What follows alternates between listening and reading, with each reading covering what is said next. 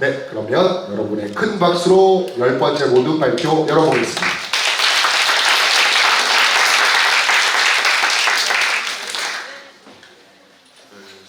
안녕하세요. 저희는 고령층 디지털 소외 현상을 해결하는 청소년들 슈퍼신이 뭐예요? 저는 장준혁, 황재윤, 윤서, 김기영입니다. 지금부터 저희는 디지털 소외 현상을 해결하는 방안으로 리버스 에듀팅이라는 프로그램을 제안하려 합니다.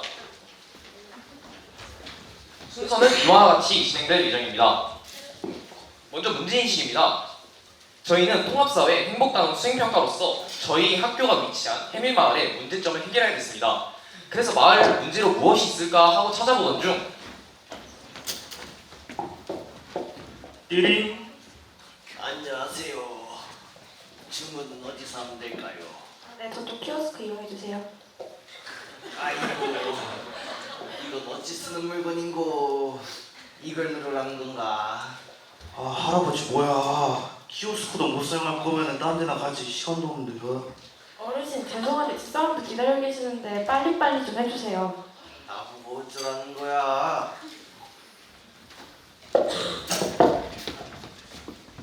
네, 저희는 이런 식으로 키오스크 앞에서 싸우시는 할아버지와 카페 알바생분을 모았습니다. 그런데 이는 단순히 두 사람만의 의견 차이가 아닌 해밀마을의 세대 간 견해 차이라는 것을 알게 되었는데요. 키오스크를 예시로 들 때 고령층은 사용하는 데 어려움이 있었으며 뒤에 줄이 길어질 때마다 매우 불안해하였습니다. 반면에 청소년층은 사용하는 데 어려움이 없었으며 주문 속도가 빨라서 좋아했습니다. 이렇게 작은 생활 방식의 차이가 마을의 고령층 디지털 소외 현상을 야기하였습니다. 그런데 과연 디지털 소외 현상이 우리 해밀마을만의 문제였을까요? 저희는 우리나라의 상황을 살펴보았습니다. 그래프는 각각 키오스크 설치율, 인구 고령화 추이입니다. 보시다시피 키오스크 사용률이 매우 높아짐과 동시에 고령층 인구 또한 같이 증가하고 있습니다.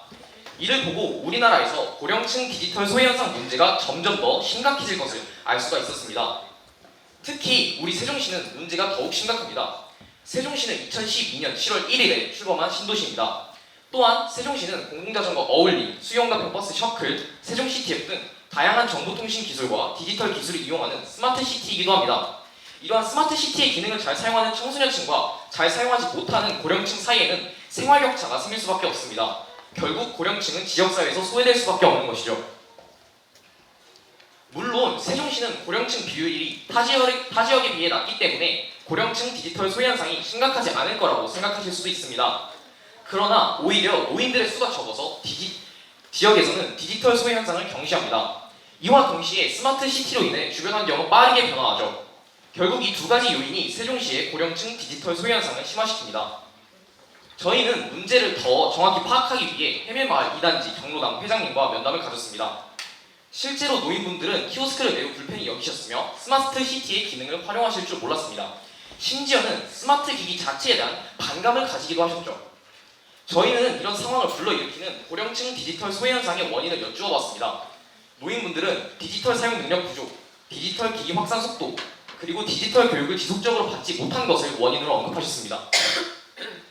저희는 의문이 들 수밖에 없었습니다. 세종시에 디지털 교육 프로그램이 있긴 있을 텐데 왜 지속적으로 교육을 받아보신 적이 없는 것일까요?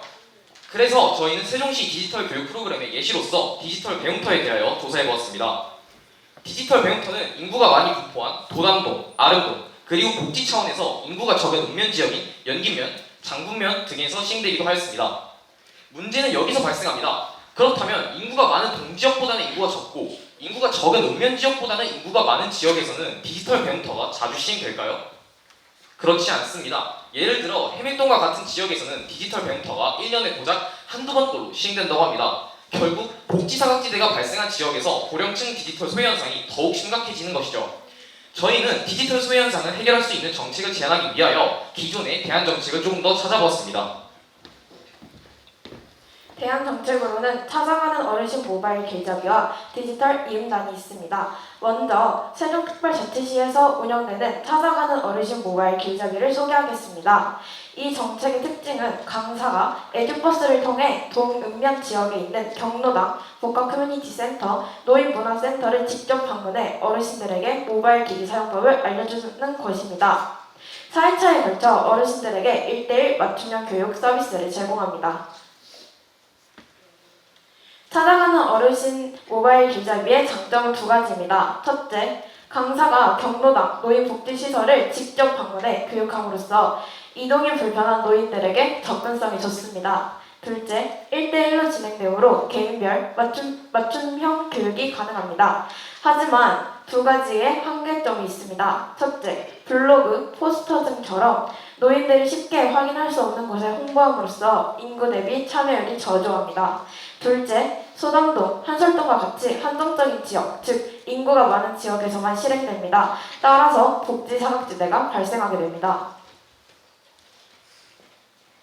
서울시에서도 디지털 이음단을 운영합니다. 서울시의 노인복지시설을 이용하는 장노년층을 대상으로 평소 큰 어려움 없이 스마트 기기를 사용할 수 있는 50플러스 세대, 즉 5-60대 강의자가 맞춤형 교육을 진행합니다. 따라서 노인들이 거부감 없이 참여 가능하고 미래 디지털 격차를 예방할 수 있습니다. 디지털 이음단에도 한계가 있습니다. 첫째, 경로당에는 방문하지 않고 경로당 이외의 주요 노인복지시설에서만 시행됩니다. 따라서 노인들에게 접근성이 떨어집니다. 둘째, 50플러스 세대 강사의 교육 정확성 문제입니다. 물론 50플러스의 강사 또한 디지털 기술에 대한 전문성을 가지고 있습니다. 그러나 현재는 디지털화가 너무 빠르게 진행되고 있죠. 기존에는 익숙했던 디지털 기술인 카카오톡이 카카오톡 톡서랍, 카카오톡 이모티콘 플러스 기능 등 새로운 기능과 함께 점차 우리에게 어색하게 다가오고 있습니다. 이때 문화를 주도하는 10대, 그리고 이러한 문화를 따라가려는 50플러스 세대, 두 세대 사이에서는 신디지털 기술의 이해도 차이가 발생할 수 있습니다. 즉, 50플러스 세대 강사는 10대 강사에 비해 새로운 정보통신 기술에 대한 이해도가 낮아 교육의 정확성이 떨어질 수 있습니다. 이렇듯 현재 대표적으로 시행되고 있는 대안 정책들은 모두 복지 사각지대를 발생시킨다는 한계점을 지닙니다. 따라서 저희는 이 복지 사각지대를 해결할 수 있는 공공정책을 고안했습니다. 공공정책입니다. 저희는 사각지대 문제를 해결할 수 있는 프로그램인 리버스 에듀팅을 고안하였습니다. 보통은 교육하는 사람이 나이가 많고 교육받는 사람은 나이가 적죠. 리버스 에듀팅은 교육하는 사람이 저연령층, 교육받는 사람은 고연령층이 되어 뒤바뀌었다는 뜻의 리버스와 교육을 의미하는 에듀케이팅이 합쳐진 합성어입니다. 즉, 리버스 에듀팅은 청소년이 고령층을 대상으로 디지털 교육을 시행하는 프로그램인 것이죠. 리버스 에듀팅은 청소년들이 고령층의 가정집을 직접 방문하여 디지털 교육을 시행하는 미국의 사이버 시니어 프로젝트의 영향을 받았습니다. 위 그래프를 보시면 알 수 있듯이 사이버 시니어 프로젝트를 시행하는 미국의 세대 간 디지털 숙련도 격차는 매우 낮습니다. 따라서 저희 또한 성인 강의자가 단방향으로 전달하는 기존의 교육과는 다르게 청소년이 강의자가 되어 쌍방향 체험형 교육을 시행하는 프로그램을 기획해 보았습니다. 구체적인 진행 방식을 설명드리겠습니다. 첫 번째로 학교에서의 리버스 에듀팅입니다. 먼저 학생들이 직접 경로당을 방문하는 조를 편성합니다. 둘째, 경로당에 찾아가 교육 프로그램을 실시합니다. 마지막으로 학생들은 보고서를 작성하고 봉사단체에서는 봉사시간을 지급합니다. 다음은 마을에서의 리버스 에듀팅입니다. 우선 마을 청소년들이 자발적으로 마을 축제날 시행할 디지털 교육 부스를 운영을 신청합니다. 둘째, 각 부스에서는 체험형 교육 프로그램을 마련합니다. 마지막으로 노인들이 자유롭게 부스를 돌아다니며 디지털 기기 체험을 합니다. 이와 같은 리버스 에듀팅은 학생들에게는 봉사가치를 느끼게 해주고 고령층에게는 디지털 사용 능력을 향상시킴으로써 강의자와 강습자 간의 상부상조 관계를 형성합니다. 또한 기존 교육과는 달리 고령층이 직접 디지털 기기를 만져보고 사용해볼 수 있는 기회를 제공하죠. 리버스 에듀팅은 기존과 차별화된 교육 방식으로 학생, 고령층 모두에게 뜻깊은 경험을 제공할 것입니다. 물론 우려되는 사항도 있습니다. 청소년들끼리만 있을 때의 안전 문제와 낮은 전문성입니다. 그러나 저희는 이러한 우려들을 지도교사 배치, 봉사활동 전 소양교육 등의 방법 구상을 통해서 해소하였습니다. 리버스 에듀팅의 정책화 필요를 뒷받침하는 헌법과 법률을 말씀드리겠습니다. 헌법 제11조 1항 누구든 문화적 생활에 있어 차별받지 않는다. 제33조 4항 국가는 노인의 복지 향상 정책을 실시할 의무를 가진다. 평생교육법 제22조 1항 국가는 평생교육 과정의 개발에 힘써야 한다. 그리고 교육기본법 제3조 모든 국민은 평생 교육을 받을 권리가 있다.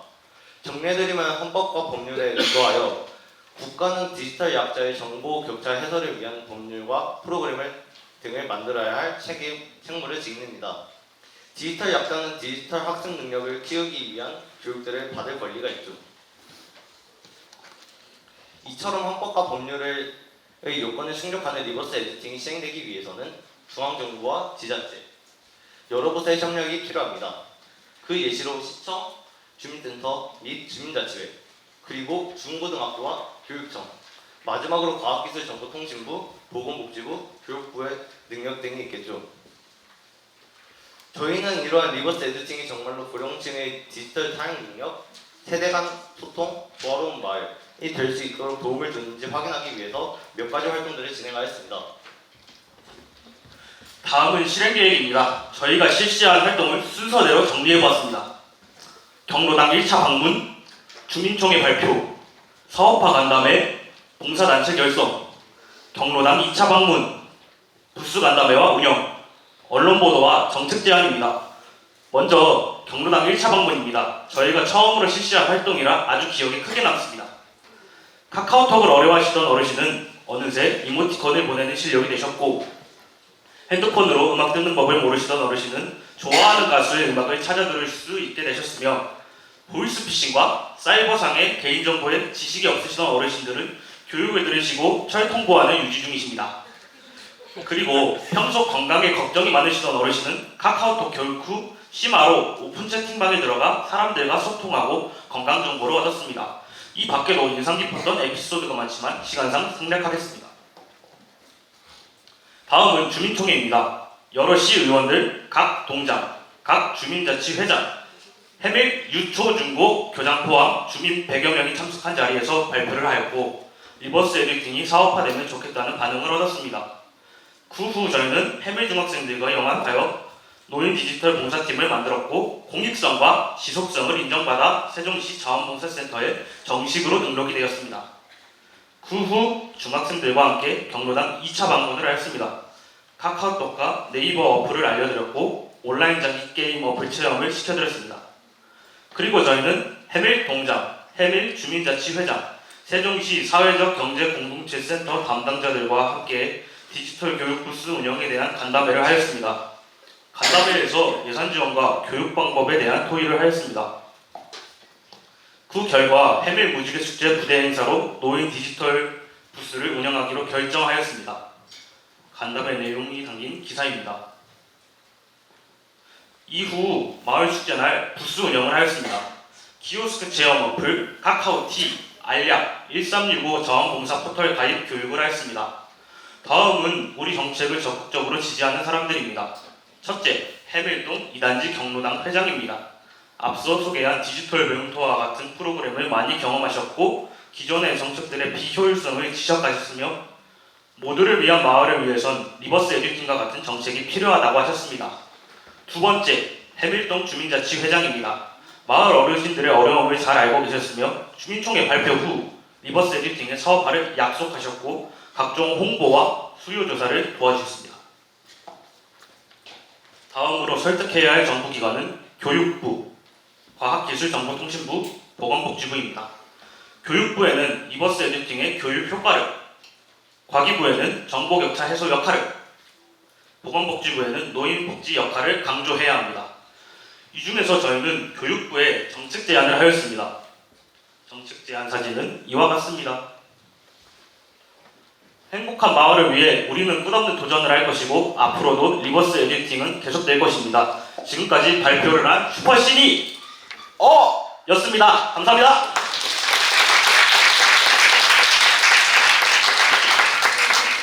네, 10번째 모든 팀 발표 잘해주시고요. 발표장님들께서는 중앙으로 가주시고요. 바로 질의응답 이어가도록 하겠습니다. 윤광호 심사위원께서 질문해 주시겠습니다. 여러분의 발표 주제 정말 잘 들었습니다. 저도 죄송합니다. 나이가 있다 보니까 키오스크 앞에 가면 되게 좀 버벅대요. 네, 그런 입장에서 여러분의 관심 굉장히 관심이 있었고요. 근데 이제 이런 생각을 한번 해봤어요. 여러분들이 이제 직접 경로당 방문하셔가지고 강의를 하셨잖아요. 그것도 정말 좋았거든요. 근데 이 강의 주제를 선정하실 때에 여러분이 직접 하신 거예요? 아니면 어떤 경로를 통해서 그 강의 주제를 받아서 결정하셨나요? 먼저 우선 어르신분들의 애로사항을 먼저 들어봤습니다. 그랬더니 핸드폰 스크린샷 찍는 걸 모르겠다. 딸내미한테 문자가 와도 난 답장을 못하겠다는 의견이 나와서 먼저 카카오톡과 스크린샷을 찍는 휴대폰의 기본적 기능들을 가르쳐드렸습니다. 그리고 그 후에 삶의 질을 개선할 수 있는 알약의 어플이나 키오스크 체험 어플 등을 가르쳐드렸습니다. 네, 계속 추가 질문 있으신 심사위원 이어가 주시죠. 네, 이혜영 심사위원께서 질문해 주시겠습니다. 네, 연동한 질문이기는 한데 이제 봉사단도 이렇게 꾸리시고 지금 4명이시긴 하지만 어느 정도 이렇게 규모가 되시는지 몇 명 정도인지 서로 자체적으로 어떻게 나가서 어르신들을 가르칠지 서로 어떻게 교육하고 그런 것들을 좀 연습해서 나가시는지 그리고 리버스 에듀팅의 전반적인 교육 커리큘럼 컨텐츠는 어떤 것들이 있는지 지금 뭐 나와 있는 거는 뭐 스크린샷이나 카카오톡이나 이런 것들 말씀해 주셨는데 또 다른 커리큘럼은 또 어떻게 전체적으로 구성되어 있는지 궁금합니다. 먼저 현재 저희 봉사단체는 해밀고등학교 7명과 해밀중학생 3명으로 구성되어 있습니다. 그리고 저희는 본격적으로 봉사활동을 시작하기 전에 회의를 통해서 어떤 활동을 주로 시작할지 그리고 어르신분들의 아까 말씀드렸다시피 어르신분들의 애로사항을 담아서 프로그램을 계획합니다. 그리고 전체적인 커리큘럼은 저희가 1차, 2차, 3차로 나눠봤습니다. 우선은 디지털 기기를 전혀 사용하실 줄 모르시는 분에게는 1차로다가 카카오톡, 문자, 전화와 같은 휴대폰의 1차원적인 기능을 알려드리고요. 2차적 단계로서는 카카오티, 그리고 키오스크와 같은 삶의 질을 개선할 수 있는 프로그램을 실시합니다. 그리고 마지막 3차로서는 노인, 일자리 등을 해결할 수 있는 문서 작업 등을 가르쳐드렸습니다. 네, 우리 하상은 심사위원께서 추가 질문해 주시겠습니다. 그냥 경험담을 조금 듣고 싶은데요. 좀 다양한 이제 프로그램을 진행을 하셨는데 예상과 달리 어르신들이 이거는 정말 못 배울 것 같다는 느낌이 든 그런 건 뭐가 있는지 좀 말씀해 주시면 감사하겠습니다. 네, 어르신들 저희가 천천히 눈높이에 맞추어서 알려드렸더니 거의 다 잘 하셨는데요. 그런데 아무래도 SNS, 인스타그램과 페이스북과 같은 그런 SNS 어플들은 아직까지도 저희가 시도를 못 해봤습니다. 네, 혹시 추가 질문 있으실까요? 네, 시간이 조금 남아서 마지막 어필할 수 있는 말, 네, 본인들 원하는 말 한번 부탁드리겠습니다. 네, 제가 1차 방문 때 에피소드가 많았다고 했지 않습니까? 그때 저희가 만난 왕할머니라는 분의 사연을 제가 알려드리겠습니다. 왕할머니께서는 80대 중후반이셨고 거기 경로당에서 가장 나이가 많으신 분이셨습니다. 왕할머니께서는 한글 조합법 기본법을 잘 모르셨습니다. 왜냐하면 그 당시 남아선호 사상이 즐비하는 시대였고 왕할머니의 유년 시절은 기본 공부법을 받지 못하셨습니다. 하지만 이번 교육 활동을 통해서 저희는 한글 조합법 가나다라마바사 아에이오우부터 알려드렸고 손녀분께 문자 보내는 것을 성공하였습니다. 하지만 왕할머니께서는 얼마 전에 돌아가셨다고 저희가 소식을 들었습니다. 저희가 생각하기에는 할머니의 어릴 적 한을 풀어드리고 가게 해드리지 않았나 생각합니다. 네. 감사합니다. 그래서 10번째 모듬 세종시 해밀고등학교 슈퍼 시니 어예요 팀의 발표 마무리할 수 있도록 하겠습니다. 다시 한 번 더 박수를 전해주시죠. 네, 아주 의미 있는 활동 잘 해주신 것 같고요. 어르신들의 디지털 소외 현상을 해결하기 위해서 이 청소년들이 강사가 되어서 디지털 교육을 진행하는 리버스 에듀팀을 제안을 잘 해주셨습니다.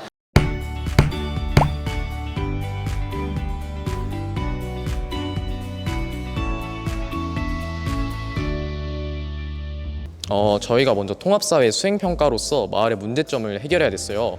그래서 마을의 문제점이 무엇이 있을까 하고 돌아다니는 중에 키오스크 앞에서 할아버지랑 카페 알바생분이 싸우고 계신 거예요. 근데 이게 이 두 사람만의 차이가 아니라 그냥 청소년층이랑 고령층 간의 견해 차이로 이어지더라고요. 그래서 저희는 이러한 견해 차이를 해결하고 어르신분들의 디지털 리터러시를 향상시키기 위해서 이 프로그램을 실시하게 되었습니다. 저희는 고령층 디지털 소외 현상을 해결했습니다. 어려운 점은 교육에 대해선 거의 없었지만 친구들끼리 아무래도 시간을 조율하고 그런 게 가장 어려웠고요. 그리고 저희가 활동을 엄청 많이 시행하여서 그게 좀 피로도가 많이 쌓였던 것 같습니다. 처음에는 이 정도까지 올 줄은 몰랐는데 점점 하나하나씩 시행하다 보니까 여기까지 올라오게 된 것 같고, 막상 발표를 끝내고 나니까 되게 저희가 엄청난 걸 해낸 것 같다는 느낌이 들어서 뿌듯합니다. 네, 일단 봉사 가치를 배운 것 같습니다. 평소에 노인분들이 디지털에 힘들어하시는 건 알았지만 이 정도까지 카카오톡 메시지를 보낸다든지 그런 거를 구체적으로 어려워한다는 거를 잘 몰랐습니다. 근데 이번 기회를 통해서 알게 되었습니다. 가장 뜻깊었던 순간은 한글 조합법을 모르는 할머니께 한글 조합법을 가르쳐준 일이 가장 기억에 남았습니다. 할머니께서는 어렸을 적 남아선호 사상이 즐비하던 시대에 태어나셨습니다. 그렇기 때문에 할머니께서는 기본 교육을 못 받으셨습니다. 하지만 이번에 저희가 한글 기본법, 가나다라 마바사와 아예 이오우부터 가르쳐드리니 어느새 손녀분께 문자를 보내실 수 있게 되었습니다. 하지만 할머니께서는 몇 주 전에 돌아가셨다고 소식을 들었습니다. 저희가 생각하기에는 할머니 어릴 적 한을 풀어드렸지 않았나 그렇게 생각합니다. 매우 기억에 남을 것 같고 앞으로도 그럴 것 같습니다. 정말 이번 대회 준비하는 것도 그렇고 같이 봉사했던 친구들, 동생들 정말 너무 고생 많았고 앞으로 같이 이 얘기를 편하게 꺼낼 때가 온 것 같아. 우리 진짜 고생 많았잖아. 우리는 이 영광을 누릴 자격이 있는 것 같아. 화이팅!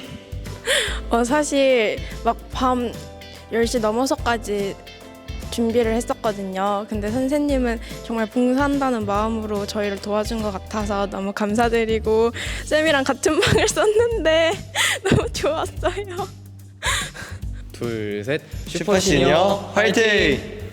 네, 학생들이 처음에는 이제 수행평가로 이 디지털 교육 문제를 정하고 이제 수행평가를 시작을 했는데 이제 하다 보니까 사실 이것이 수행평가로 그치는 게 아니라 정말 지역의 그 소외된 어르신들의 문제를 아이들이 정말 마음으로 느끼는 것을 볼 수 있었고요. 그리고 이 문제가 이제 지역에만 국한되지 않고 대한민국의 문제 그리고 전 세계의 문제구나라는 걸 아이들이 알아가는 걸 보면서 굉장히 뿌듯했습니다.